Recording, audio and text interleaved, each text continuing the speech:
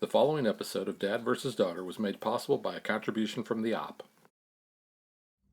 Hello and welcome to another episode of Dad vs. Daughter. I'm Tim the Dad. I'm Meg the daughter. Megan, what are we reviewing today? We are reviewing Hues and Hues, a guessing game of colors and clues, and this is from the op. Yeah, this is a game that looks like you went to a paint section of like a Lowe's or Menards, because you can see on the box you've got all these different kinds of shades. You're going to have to give clues in order to try to get other people to guess what color that is. So this is not a game that we did a playthrough on, but we did a review, so check it out.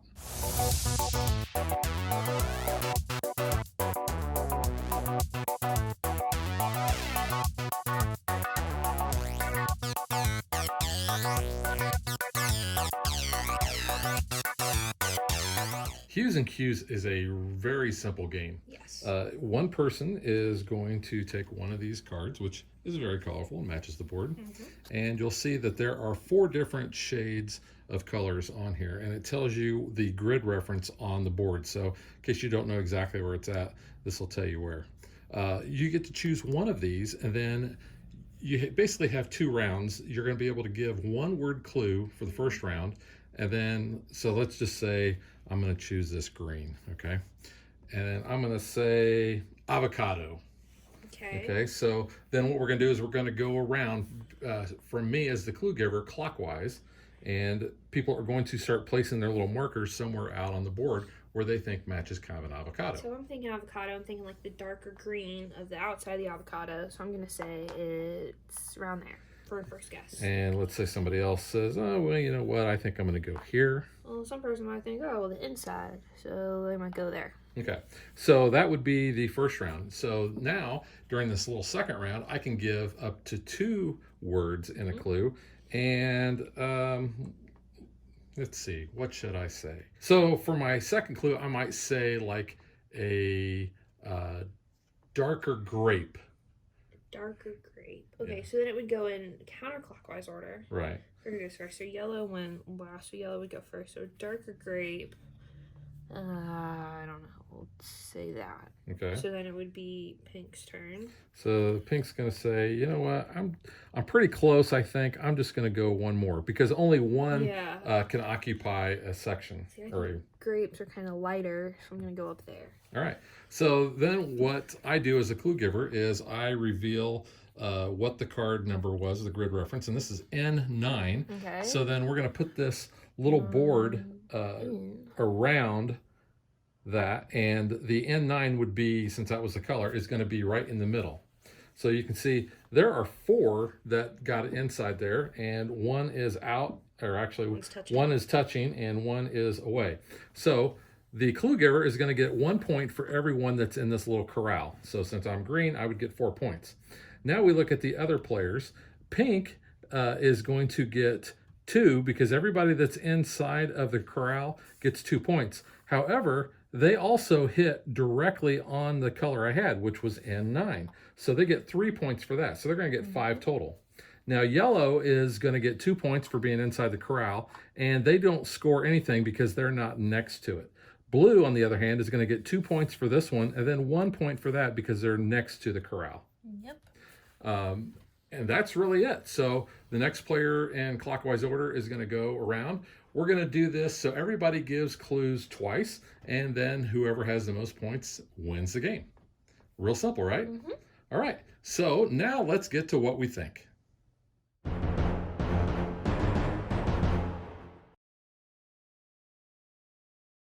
We recently had a chance to play this at a little family game night. We played several games because everybody enjoyed it. I mean, it's a very light, relaxed game. What I found kind of the fun part was coming up with the clues, because these cards, I mean, you have a huge deck of cards, which lends itself to a lot of replayability, but some of these colors, you know, that can be really hard in trying to figure out exactly, oh man, how do I give one of those? I mean, the brighter colors I think are easier than the muted colors. But when they're like various shades, like when you're not going like directly purple, you're kind of going with maybe like a lavender or a mauve or magenta, then it's like, oh, which specific area am I trying to get to? Now, it was kind of funny because of the game we played. I think I said as my first clue was magenta. Yeah, And we were all over the board up here. We're like, well, where exactly are you thinking well, magenta? and then you were talking about Umbridge from Harry Potter It and her was. clothes. So I was trying to figure out, yeah, like what kind of pink are you going with? And I was like, oh, well, you could have just said like evil Umbridge, because as the Order of the Phoenix movie progresses, Umbridge costuming color changes from really light pink to show, oh, she's good. Maybe she's just a sweet little old lady, to like really dark as she gets more, corrupt as the movie goes on. So I was like, oh, I was kind of go from like evil Umbridge is kind of like more over this way, where good Umbridge is So I that said way. good. So my second clue was good Umbridge. So I was like, it's over lighter pink. So I thought that was, one of the more, I don't want to say more funner.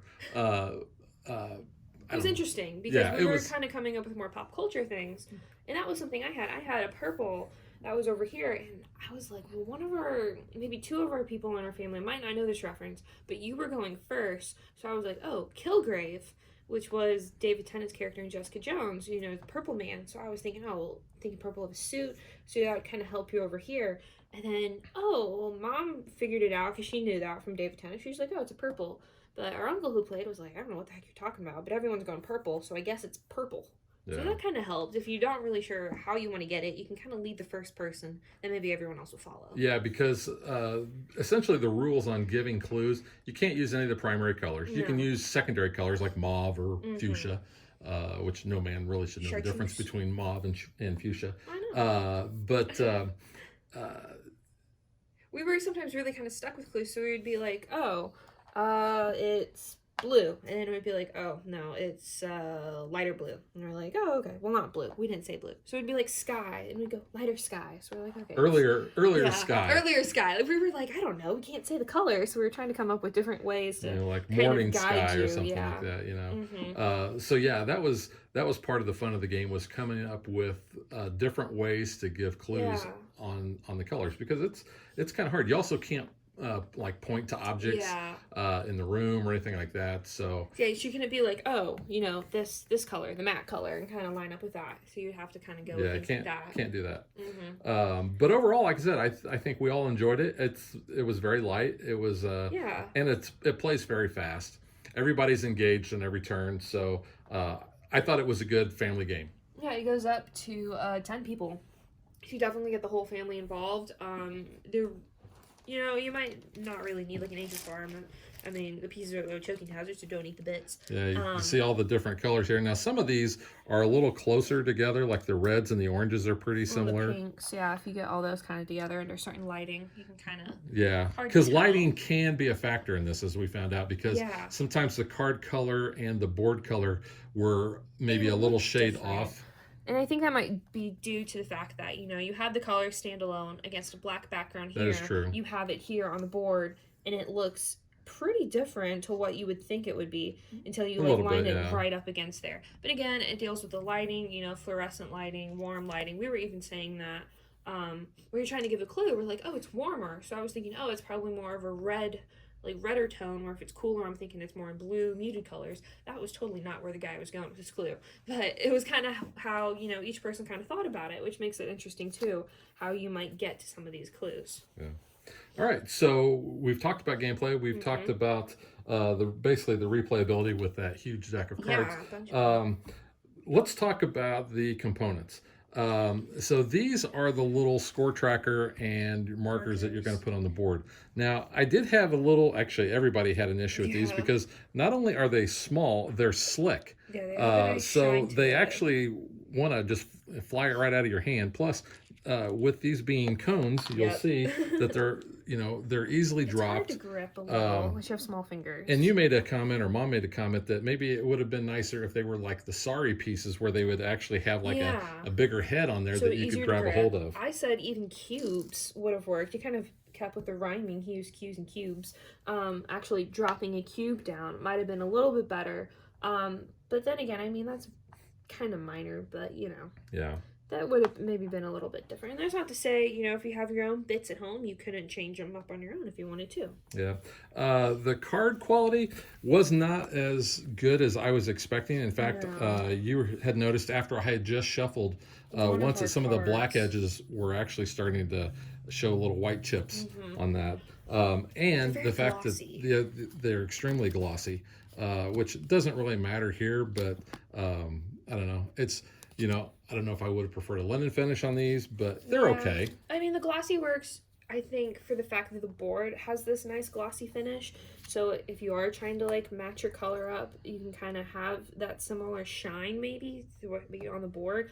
But I'm not really a fan of glossy boards because of how, you know, they're going to be just like the cards, this rubbing back and forth. They might start chipping a little bit, and then you might have some peeling of that. I do like the little corral. I mean, it was nice and easy to put together, and it's nice and thick cardboard. It is a nice reminder, too, of the scoring. So if you're in the corral, you have the 2. You're outside, you're the 1. Yep. So that is kind of helpful. But yeah, I mean, I think it's all right. You know, you don't really have the muted colors, the grays and the charcoals and everything. They're up here for your scoring, so they're not really on the board. I think that's kind of nice, though. Yeah, I have all the colors. The insert itself is fine and serviceable. It's again, it's shiny, just like the other everything cards. Is pretty shiny. Yeah. And the rule book itself, there's not much to it. Like a 2-page. You know, I told you, you know, the rules. Here you go. That is it. That's all the rules you have. And it does break it down. You know, you're going to draw a card, you give a 1-word clue, everybody does their first guesses. You can give a 2-word clue, and then everybody gets second guesses. Yeah. Now, one thing I didn't mention is, as the clue giver, you don't have to give a second clue. No. If you're satisfied with whatever is around where you're going to score, and let's just say you don't want to give everybody else a chance to score more points, you can pass, and then they don't get their second guesses. Yeah. So we never had that come up in our games, but that is just something that they do mention that can be a case. Mm-hmm. Yeah. All right, so that is Hues and Cues from the op, and we will catch you guys next time. Bye. Thanks for watching our video. We hope you enjoyed it, and if you did, click that like and subscribe button. You can also follow us on social media like Facebook and Twitter at DadBeDaughter. And if you like what we do and you want to support us, you can visit our Patreon page. So thanks for watching. Thanks.